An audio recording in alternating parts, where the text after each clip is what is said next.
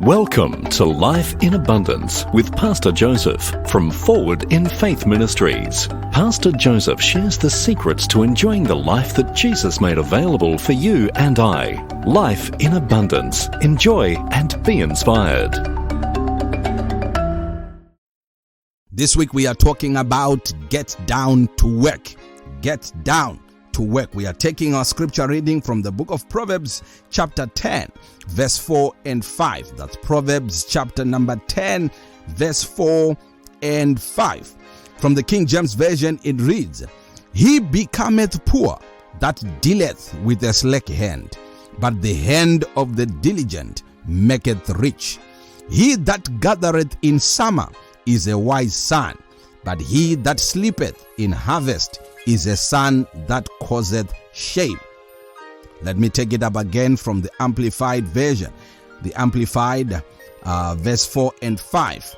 It reads, Poor is he who works with a negligent and idle hand, but the hand of the diligent makes him rich. He who gathers during summer and takes advantages of his opportunities is a son who acts wisely. But he who sleeps during harvest and ignores the moment of opportunity is a son who acts shamefully. Now we are saying get down to work. Get down to work. The scripture here is saying he will be poor, the one who works with a negligent or an idle hand, one who ignores opportunities, one who does not take advantage of opportunities that comes their way. They are idle and they will be poor. Get down to work.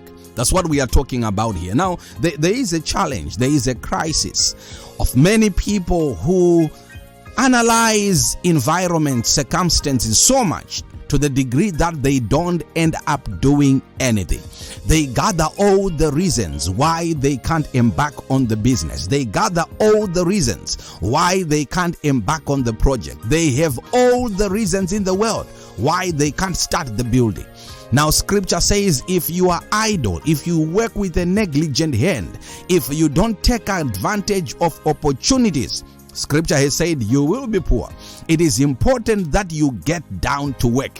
I heard another preacher saying too much analysis will cause paralysis. There is need for a balance in your analyzing of environments, of circumstances, that you don't get paralyzed to the degree that you can't work, you can't do anything. You become idle in your analysis. Oh yes, I know some people in trying to perfect business plans, business models, their ideas, they end up not doing anything.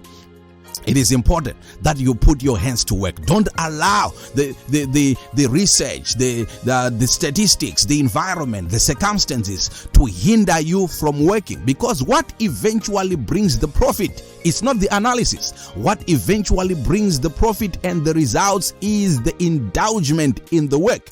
That's why scripture says in all labor there is profit. You must get down to work. After doing all the research, after doing all the analysis, get down to work. Make those hands dirty. Make sure you get down to work. Do something, because it is only then that you attract a reward, you attract a return on your investment after working. The word today is get down to work. Don't analyze too much. Oh yes, scripture says the poor man or the lazy man say there is a lion in the city. That's why they are not going out to sell. And one lazy farmer said, oh, the weather is not conducive. That's why I'm not going out to farm or to plant. If you analyze the weather too much, if you analyze the situations and circumstances too much, you get paralyzed. You will not do anything. But the encouragement today is don't be idle. Don't deal with a negligent hand. Get down to work. Do something.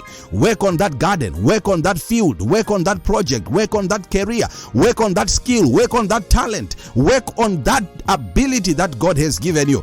Put it to use. Put it to work. And you will be surprised by the returns when they begin to flow. Because it is only when you work diligently that you attract a harvest. God bless you so much and have a blessed week. Till we meet again next week, keep living life in abundance.